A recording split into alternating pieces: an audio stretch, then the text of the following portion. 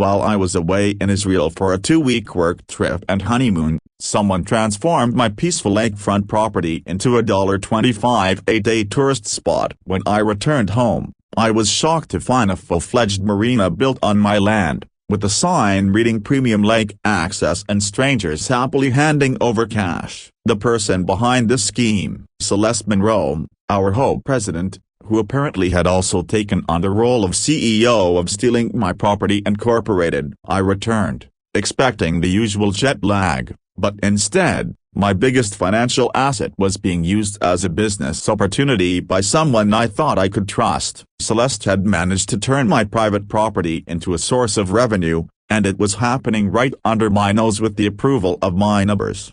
Sarah and I stood there, our suitcases at our feet, processing the scene. Celeste, wearing her HOA president badge like a prized medal, was orchestrating this operation with the precision of an experienced entrepreneur. It was painful to watch my neighbors, the same ones who had waved goodbye to us just weeks ago, now applauding as they handed over cash to Celeste for access to my property. I dropped my suitcase, walked toward the chaos, and tried to make sense of what was happening. When Celeste spotted me, her smile grew even more fake. "Tanner, welcome back from your lovely vacation," she said, tapping her clipboard. "While you were away, we made some community improvements. The citizens voted on a lakefront sharing initiative that's been a huge success." She called my neighbors citizens, as if she were the mayor of a small town instead of the president of a homeowners association. The Kayak family, who had been paying for the premium access, looked confused, sensing the tension but not understanding the full extent of the situation. "This is my private property," I said firmly, pointing to the dock. "I bought this house 8 months ago specifically for the lakefront access. I'm still paying the mortgage on it." Celeste flipped through her clipboard, theatrically, then presented me with documents that claimed, under new HOA guidelines, my property now fell under community easement rights. "We sent you a notice about the meeting," she said, "but since you were on vacation, the vote went ahead without you." Her response left me speechless. Sarah moved closer to me, matching my attention as we watched Celeste count $25 bills from the Kayak family while explaining the premium package they had signed up for. What struck me most was how normal this all seemed to my neighbors. Frank Wright, the retired teacher who lived down the street, was the only one who looked uncomfortable, while everyone else either participated or stood around as if it were a community celebration.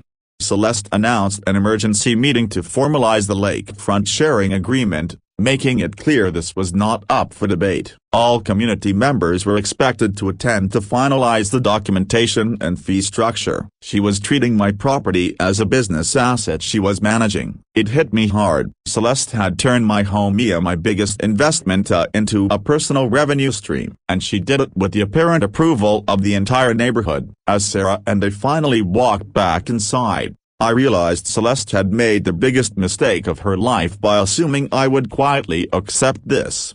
Later that night, lying in bed, I knew Celeste had underestimated me. She thought I was too new, too young, and too financially stretched to fight back. What she didn't know was that my 6 years of military service, followed by contractor work, had taught me how to plan strategically and gather evidence to execute precise responses. This was personal. The battle for my lakefront property was about to begin, and Celeste had just given me the motivation I needed. The next evening, I arrived at the community center for what Celeste had called an emergency ratification meeting, only to find the meeting had already started early. Celeste was at the front of the room with the professional slideshow. When I walked in with Sarah, everything stopped. It was obvious the early start wasn't a mistake. Celeste glanced at her watch and apologized, saying, "Tanner and Sarah, I must have sent you the wrong time, but you're just in time for the formal documentation review." The seating arrangement told Astaria Celeste had placed 2 chairs at the front of the room,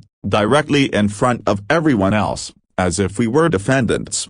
Celeste's slideshow was titled something like "How I Turned Your Property into a Business," disguised as a community improvement project. She presented charts, graphs, and projections as if she were pitching to a corporate board. discussing the success of her lakefront initiative. It was clear this was more than a neighborhood dispute. Celeste had turned my private property into her business. When I placed my property deed on the table, Celeste quickly countered with an updated boundary survey that showed my property falling under HOA jurisdiction. The documents looked official, but I knew they were fabricated because I had never signed any easement rights. Then came the formal vote on Resolution 24A, which was essentially the "we're stealing Tanner's property" resolution, dressed up in legal language. 6 out of 7 neighbors raised their hands in support, the only holdout being Frank Wright, who kept his hands folded and stared at the floor. I realized Celeste had manipulated them, convincing them that they'd benefit from discounted access to premium amenities. Then Celeste handed me a bill,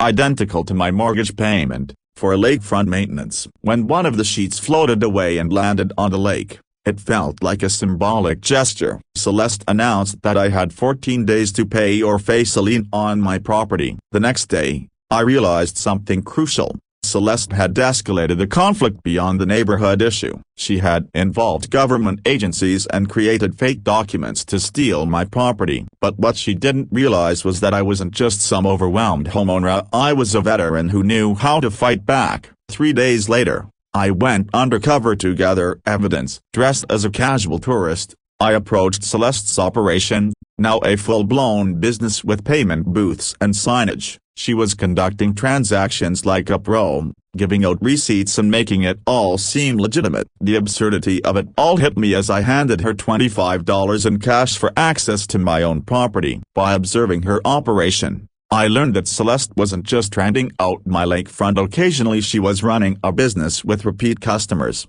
a reservation system, and plans for expansion. I even overheard her discussing new equipment rentals and group events. I gathered all the evidence I needed to shut her down. By Monday, I had marked clear boundaries on my property and installed a keep out sign. The war over my property had officially begun. Celeste escalated things by hiring security guards, but when I showed them my deed, they realized they were trespassing. Word quickly spread that Celeste's operation was in deep trouble. That week, Frank Wright, once one of Celeste's strongest supporters, publicly apologized and supported me. Other neighbors followed suit, realizing they had been manipulated. The vote removed Celeste from her position as HOA president was swift, and Celeste's reign of manipulation came to an end. The following Saturday, the neighborhood came together for a community barbecue, where I unveiled all the evidence, including Celeste's recorded voice admitting to running a business on my land. Frank supported me, and Celeste's support crumbled. Soon, she was facing legal action for her fraudulent activities. When Celeste tried to return to my property, she was arrested for trespassing, and the police confirmed that she had no legal right to operate a business on my land. As I stood on my lakefront, watching the sunset, I realized that I had won. My neighborhood had been restored, and Celeste was facing the consequences of her greed.